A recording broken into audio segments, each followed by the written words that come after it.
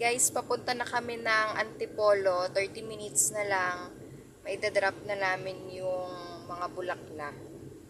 Share ko lang guys, magbibigay lang ako ng konting tips para iwas road rage. Kasi sa panahon ngayon, usong-uso na naman yung mga road rage sa kalsada. Maraming napapahamak, maraming nag-aaway, at maraming nasisira ang buhay dahil lang sa init ng ulo ng mga driver.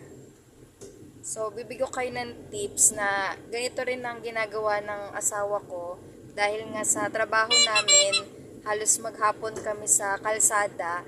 At sa kalsada, sobrang maraming makukulit na mga drivers na bigla na lang sisingit, minsan nakatutok sa likod, minsan busina ng busina, mga may nangkakat, yung mga motor kung saan-saan sumusulpot.